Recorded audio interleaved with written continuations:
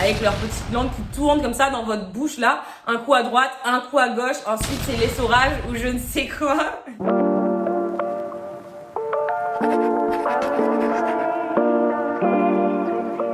Bonjour à tous, bonsoir à tous, ici Nelly de No Jam Nelly. Je vous retrouve aujourd'hui pour vous parler d'un petit sujet que j'ai commencé à entamer depuis quelques vidéos déjà. Je vous parle du sexe en Corée. Pourquoi je vous parle pas d'amour avant de vous parler de sexe? Tout simplement parce que j'ai pas beaucoup eu de relations amoureuses en Corée, donc je peux quand même vous parler d'amour, ça viendra.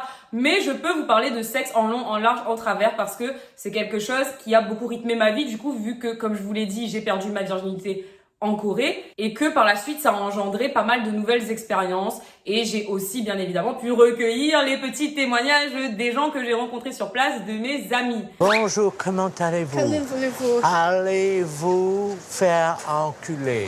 Allez-vous enculer? Donc on va dire que je suis un peu une experte dans ce sujet, je suppose, et que du coup je vais répondre à vos questions avant même que vous les posiez. Mais n'hésitez pas en commentaire à me poser des questions, je pourrais très bien faire une partie 2 à cette vidéo. Je vais du coup vous parler dans cette vidéo des réflexions que j'ai eues sur le sexe en Corée et aussi vous parler du rapport qu'ont les Coréens avec le sexe. En tout cas, ce que moi j'en sais, ce que moi j'ai entendu, ce qu'on m'a rapporté et ce que j'ai expérimenté bien évidemment. On va tout de suite, mes amis, rentrer dans le plus grand débat de l'histoire de l'humanité. Non, je rigole, mais un débat qui anime beaucoup de gens depuis la nuit des temps, j'ai l'impression. Une question qui est posée sur les lèvres de tout le monde. Est-ce que les Asiatiques ont des petites... Alors, ce que vous savez de moi, normalement, si vous avez regardé mes vidéos précédentes, c'est que j'ai eu mes premières expériences sexuelles en Corée avec des Coréens. Mais ce que vous ne savez pas forcément, c'est que par la suite, je n'ai eu des expériences qu'avec des Asiatiques ou bien des Coréens. Et je vous vois tout de suite venir. Oh, la Corée à bout, oh, elle aime les Asiatiques. Oui, et alors, c'est mon type, et alors. Bref, maintenant que j'ai bien mis les points sur les i sur cette histoire, je vous vois venir pour la deuxième fois et me dire Oui, mais du coup, vu que t'as eu des expériences qu'avec des Asiates, tu peux pas donner ton opinion parce que t'as jamais vu d'autres stylos de toute ta vie, hein. alors les amis, on est en 2024, j'ai 30 ans, voyez mes petites rides là, d'accord, sur le front, j'ai eu 30 ans hier, exactement. Je vais pas faire chichi avec vous, j'ai déjà vu des films, d'accord? Je pense, regarde-moi bien toi derrière ta caméra, que toi aussi tu as déjà regardé des films dans ta vie. Donc ne commence pas à venir me faire des petits jugements, etc. L'honnêteté avant tout, mes amis. Du coup, vu que j'ai déjà vu des films, je sais déjà à quoi ça ressemble. Je sais de quelle couleur elles sont, de quelle taille elles sont, de quel diamètre elles sont, de quelle longueur elles peuvent être. Et pour les Asiatiques, du haut de mes expériences personnelles, elles viennent dans toutes les tailles, dans toutes les formes, dans toutes les longueurs, dans tous les diamètres, dans toutes les couleurs possibles. C'est pas le noir, mais bon. Du coup, je pense qu'on va clore ce débat une bonne fois pour toutes. Tous ceux qui pensent que les Asiatiques en ont des petites, c'est pas vrai. Est-ce que de manière générale, ils en ont des grosses? Non, c'est pas vrai non plus. À mes yeux, à moi personnellement, le Coréen moyen, il a un stylo de taille moyenne. Oui, il y en a qui en ont des petites, oui, il y en a qui en ont des grosses, oui, il y en a qui en ont des longues, des larges, des je ne sais quoi, mais le Coréen moyen, il en a une moyenne à mes yeux. Si vous voulez débattre de ça, les filles, en commentaire, il n'y a pas de souci, débattez, mettez vos petits commentaires, on va voir. Mais en tout cas, voilà, moi, je pense comme ça. D'ailleurs, je vais même vous donner un petit secret pour les mecs qui me regardent, on s'en balance de la taille, on s'en balance. Si vous faites pas votre taf correctement, elle pourra être grosse tant que vous voulez, ça fera rien du tout. En parlant de ce qu'il y a entre les jambes des Coréens, une chose que j'aurais beaucoup remarqué et dont d'ailleurs j'ai pu discuter parfois avec certains garçons, c'est que les Coréens ne se rasent pas en bas. Il y en a qui se rasent, oui. Il y a des exceptions, il y en a qui se rasent. Mais la plupart ne se rasent pas en bas, ça leur vient de leur culture. Dans la culture coréenne, à l'époque, les hommes, et il me semble les femmes aussi d'ailleurs, ne se coupaient pas les cheveux. Ça, vous l'avez vu dans les dramas des mecs avec des cheveux super longs comme ça, là. Vous avez dû le voir. Pourquoi ils ne se coupent pas les cheveux et que du coup, par association, ils ne se rasent pas forcément en bas? C'est qu'en fait, il y a une croyance chez eux, il y a, voilà, une pensée. Tout ce qui est sur leur corps, tout ce qui est physique, leur vient de leurs ancêtres, leur vient de leurs parents surtout, et qu'il faut du coup qu'ils le préservent. Donc voilà, pour eux, c'est une manière de respecter leurs ancêtres qui leur ont permis de vivre et permis d'exister. C'est trop bien, j'étais en train de me filmer là et je vous jure en direct, il vient d'avoir une coupure d'électricité. Est-ce que je me filmerai pas comme ça? Je ne sais pas. On va continuer comme ça, non? Ça peut être fun aussi. Ce dont j'allais vous parler, c'est le rapport qu'ont les Coréens avec le sexe. Ce que je vous ai déjà dit dans d'autres vidéos, je vous parle d'ailleurs des garçons dans ma vidéo d'aujourd'hui, je peux vous parler un petit peu des filles, mais bon, vu que je suis attirée par les garçons et que je n'ai été qu'avec des garçons, je ne peux pas vraiment vous parler des filles en long, en large et en travers. Donc je vais surtout vous parler des garçons coréens, d'accord? Les garçons coréens aiment beaucoup le sexe. Ça, c'est sûr. Je vous en ai parlé dans ma vidéo Tinder. Les garçons sur Tinder, ils sont là que pour ça. Ils ne cherchent pas forcément l'amour de leur vie. Ils sont là pour chercher, comme je l'avais dit à l'époque, de la viande fraîche. Déjà, ils sont là parce qu'ils aiment le sexe et aussi parce que pour eux, date, se mettre en couple avec une fille, c'est beaucoup d'investissement. Il y a beaucoup de garçons qui ne veulent pas se mettre avec une fille en couple tant qu'ils ne gagnent pas de l'argent, tant qu'ils ne sont pas au pic de leur vie, voilà, qu'ils n'ont pas les moyens d'entretenir la fille et l'énergie non plus. Donc ça, je peux vous le dire, il y a des mecs, parce que je suis sur Tinder Corée depuis assez longtemps, il y a des mecs qui sont là depuis des années et des années, c'est les mêmes profils qu'on voit passer tout le temps. Du coup, oui, ils aiment beaucoup le sexe et ce qui aurait aussi pu vous mettre la puce à l'oreille, c'est que quand même, ils pensent que, et ça je vous l'ai déjà dit des milliards de fois, une fille, un garçon dans une même pièce, ça veut dire qu'il y aura forcément un rapport sexuel. À quel moment tu penses que si t'es juste assis à côté d'une meuf comme ça, forcément il va se passer quelque chose avec cette personne? Bon, je sais, les garçons et les filles, il y a beaucoup de gens qui pensent qu'on ne peut pas être amis entre nous. Mais à un moment donné, quand même, on peut quand même être dans la même pièce que quelqu'un sans lui sauter dessus, non? Vous n'êtes pas d'accord? Et je vais même aller un petit peu plus loin dans ce thème. C'est que, je pense que certains d'entre vous le savent, l'ont remarqué, il y a beaucoup de Coréens qui sont des pervers. Et ça, oui, il y en a beaucoup. Que ce soit sur les sites de rencontres où ils ne se cachent même pas. Ça commence tout simplement, et là vous allez me dire, bon bah ça va pas très très loin ça, mais ça commence en tout cas tout simplement avec tout ce qui est jeu de rôle, bondage. Combien de fois on m'a demandé... Oui, est-ce que tu connais les subs et les doms? Moi, j'aimerais vraiment faire ça. Ça m'intéresse beaucoup. Et là, j'ai dû répondre que ça serait sans moi, bien évidemment. Mais ça commence déjà par des petites choses comme ça. Ça m'est aussi arrivé la première fois que je vais avoir un rapport avec un Coréen, voilà, que j'ai rencontré en général sur cette application que vous connaissez tous, qu'ils me sortent des menottes ou un sextoy et qu'ils me disent Tu voudrais pas qu'on l'utilise? et ça va même plus loin, et ça vous le savez très très bien. Vous avez probablement déjà entendu parler de ce phénomène qui s'appelle en coréen le phénomène Molle Camera, qui en fait est un phénomène très répandu en Corée où les Coréens, de sexe masculin bien évidemment, cachent des caméras dans des lieux publics pour filmer les filles et puis upload ces vidéos sur internet. Et puis voilà, on sait très bien ce qu'ils en font après de ces vidéos.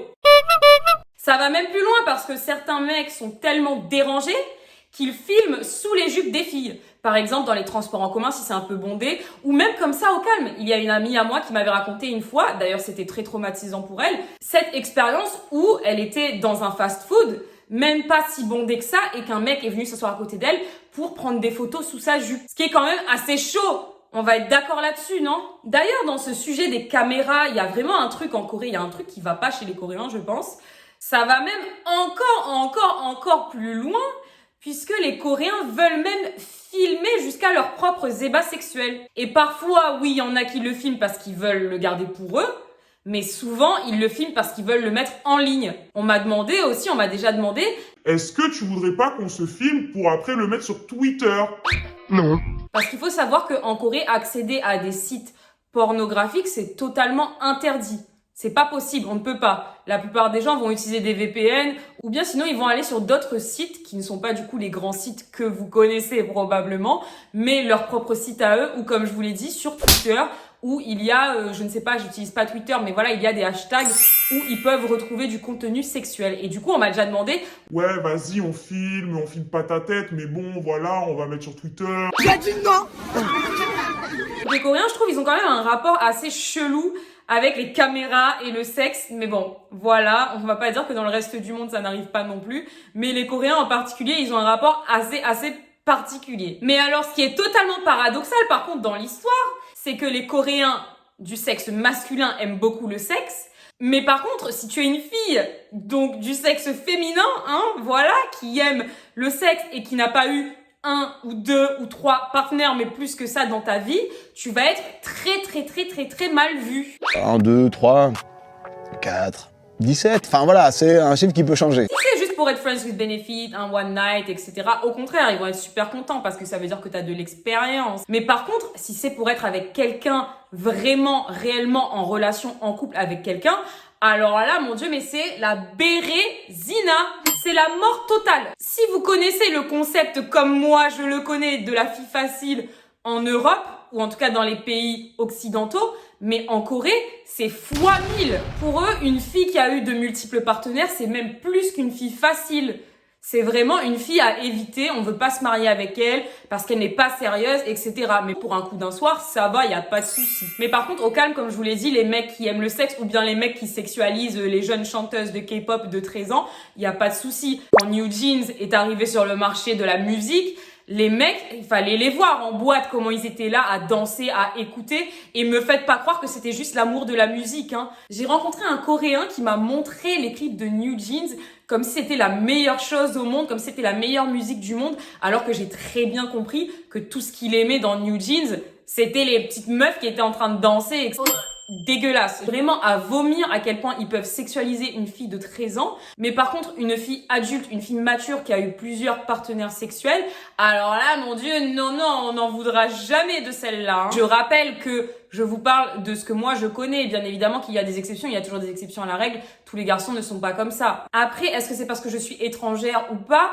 Je ne sais pas. Moi, je vous parle que de l'expérience que j'ai eue et de ce que j'ai pu entendre à droite, à gauche. Du coup, en parlant du fait d'être étrangère, je pense que certains se posent la question, se demandent, est-ce que le white horse, c'est vrai? Est-ce que c'est toujours d'actualité? Eh ben oui, c'est toujours d'actualité. Et même, j'irai même plus loin, il n'y a pas que le white horse, il y a aussi le black horse. Il y a plein de choses. Les Coréens, en fait, tout ce qui est étranger, ça les attire. Ils veulent tester, ils veulent savoir comment c'est. Non seulement ils veulent savoir, mais ils veulent aussi publier soit leurs ébats une fois de plus sur Internet, ou ils veulent aussi pouvoir dire aux autres, Oui, bah tu sais, moi j'ai testé une blanche, oui, moi j'ai testé une noire. ou bien tout simplement avoir sur leur tableau de chasse toutes les couleurs différentes de l'arc-en-ciel, j'ai envie de vous dire.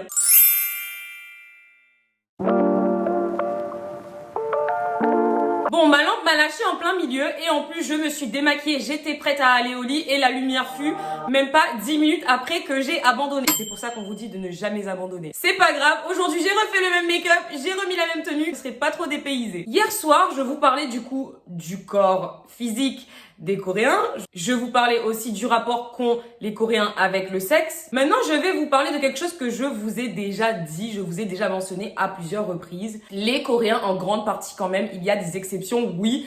Tout le monde est différent, donc oui, il y a des exceptions. Mais en tout cas, en grande partie, ça, je le sais, mes amis m'ont dit la même chose, ça se retrouve sur Internet. Les Coréens ne veulent pas mettre de protection pendant l'acte. Bye bye. Il va généralement y avoir 3 catégories de personnes. La première catégorie, ça va être ceux qui vont prendre la protection sans même que vous n'ayez rien à leur dire. Ça, c'est une catégorie assez rare, j'ai envie de vous dire, mais ça arrive. La deuxième catégorie, ça va être juste ceux qui refusent totalement. Non, on veut pas. Ils vont être là, ils vont même vous faire du chantage. Oui, mais tu sais, moi, je vais rien ressentir si on la met. Mais tu sais, moi, j'ai pas de maladie. Oh, tu veux voir, je me suis fait tester la semaine dernière, je peux te montrer. Vaut mieux qu'on n'utilise pas. Et la dernière catégorie, la catégorie quand même qui est la plus répandue, ça va être juste ceux qui vont la mettre, d'accord, mais en tout cas, ils vont attendre que vous leur proposiez. C'est-à-dire que si vous leur proposiez jamais, ils la mettraient juste pas et ils s'en foutraient. Je pense que tout ça vient du fait que les Coréens n'ont pas vraiment d'éducation sexuelle à l'école, c'est ce que j'ai entendu dire. Ils ne sont pas vraiment éduqués sexuellement. Du coup, pour eux, les maladies, ce sont des mythes. Les maladies sexuellement transmissibles sont des mythes, sont des légendes, ça n'existe pas. Le fait, du coup, qu'ils ne croient pas en ces maladies engendre aussi le fait qu'ils se testent très rarement ou pas du tout. Moi, ça m'est arrivé de demander à des mecs, est-ce que vous vous êtes déjà testé? Et qu'on me dise non. Des mecs vraiment très vieux, si vous voyez ce que je veux dire.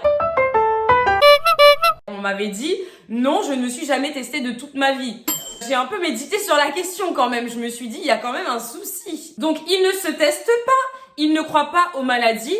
Mais attention, si vous leur annoncez quelque chose, comme ça a été mon cas, où j'ai dû annoncer que j'avais une mycose vaginale, donc qui est quelque chose de très très bénin, qui n'est pas vraiment une maladie, qui n'est même pas transmissible sexuellement à son partenaire. Quand j'ai annoncé ça à un de mes partenaires, qui était vraiment très très sérieux avec moi, on allait bientôt date, ça devenait vraiment très très sérieux. Quand je lui ai annoncé que j'avais une petite mycose vaginale, ce mec, à couper les ponts avec moi. C'est limite s'il me traitait pas de en me disant qu'en gros j'étais allée voir ailleurs, que j'avais fait n'importe quoi, que du coup j'avais eu cette mycose, que ceci, que cela, mais vraiment des malades mentaux. Moi, je lui envoie des articles, j'essaie de lui dire mais c'est un truc qui arrive à plus de 70% de la population, ça arrive très très souvent chez les femmes. Toi, t'auras rien, voilà, c'est juste 2 semaines sans sexe, on va pas mourir, poteau, on va juste surmonter ça. C'est pas, voilà, c'est pas une maladie à vie. Mais le mec en a fait tout un plat et il m'a quitté juste parce que j'avais une mycose vaginale. Mais en plus de ne pas se protéger et de ne pas vouloir se protéger, si vous avez le malheur d'avoir une relation non protégée avec eux, oui, ça m'est déjà arrivé, mais ne faites pas les mêmes erreurs que moi, d'accord? C'est pour ça que je fais ces vidéos tous les jours. C'est pour vous aider à ne pas faire les mêmes erreurs de débutante que j'ai faites, d'accord? Si vous avez le malheur d'avoir une relation non protégée avec un Coréen, croyez pas que le lendemain, il va s'inquiéter de savoir si vous allez tomber enceinte ou pas. Il s'en fout totalement. Il me demandait même pas est-ce que t'es protégée, est-ce que tu prends la pilule, est-ce que t'as un type de contraception, etc. Le gars, il s'en foutait. C'est à croire qu'ils ne savent pas comment un accident peut vite arriver. Donc, c'est pour vous dire qu'ils sont vraiment totalement désintéressés et limite, j'ai envie de vous dire, ignorants sur le sujet. Maintenant, je vais vous parler des Coréens au lit, mais très très brièvement. Je vais pas rentrer non plus dans les détails. Chaque personne est différente. Donc, je vous en parle juste assez rapidement, ce que j'ai entendu dire, des généralités qui ressortent souvent. Déjà, il y a même pas besoin de passer au lit. Je vais vous dire un truc. Les Coréens embrassent tous comme des machines à laver. Ça, c'est une chose, même avant d'avoir embrassé un Coréen, je le savais déjà qu'ils embrassaient comme des machines à laver, avec leur petite langue qui tourne comme ça dans votre bouche là, un coup à droite, un coup à gauche, ensuite c'est l'essorage ou je ne sais quoi. Ah, ça me tue. Non mais vraiment, ils ont un problème, je sais pas d'où ça sort, cette technique d'embrasser, je sais pas où ils l'apprennent, mais il y en a beaucoup qui embrassent comme ça et c'est vraiment insupportable, je vous le dis. Ensuite, de manière générale, moi, un constat que j'ai fait personnellement, un constat que d'autres personnes m'ont aussi fait. Les Coréens sont très très très égoïstes au lit, c'est-à-dire que ils pensent beaucoup à leur plaisir avant de penser au plaisir des femmes. Mais bon, ça, j'ai envie de vous dire, c'est un peu universel, hein. Ça se retrouve très très souvent sur Internet. Il n'y a pas besoin d'aller juste en Corée, mais en tout cas, les Coréens sont très très égoïstes. Je pense que c'est peut-être lié aussi au fait que nous soyons des étrangères et que nous donnions beaucoup de notre personne, puisque ça, c'est quelque chose que j'ai beaucoup entendu dire de la bouche de mes amis étrangers, ou bien même de la bouche des Coréens, que les Coréennes au lit font souvent ce qu'ils appellent l'étoile de mer. C'est-à-dire qu'elles sont juste comme ça et qu'elles attendent que quelque chose se passe, mais que elles ne prennent jamais d'initiative. Si vous êtes un Coréen qui parle français qui regarde cette vidéo, ou un étranger qui parle français qui regarde cette vidéo et qui a eu des expériences, mettez-les en commentaire. Mais il faut que vous ayez quand même pas mal d'expérience, hein. Me dites pas oui. Mais une fois, j'étais avec une meuf et elle était pas comme ça. Ça arrive à tout le monde. Même moi, dans les généralités que je vous ai généralisées, il y a des mecs qui sortaient du lot et qui n'étaient pas comme ça du tout. Donc oui, pour revenir au au vrai débat, j'ai fait ce constat que la plupart des Coréens étaient quand même assez égoïstes au lit et très très très peu inventifs, on va dire, puisque de toute façon, leur plaisir pour qu'il se passe, ils n'ont pas besoin de faire 1001 différentes positions ou 1001 différentes attentions à votre égard. Ils ont juste besoin que vous fassiez le boulot et puis voilà quoi. En attendant, je vous rappelle de bien prendre soin de vous, de bien vous protéger au sens propre comme au sens figuré et de toujours enjoy en Corée.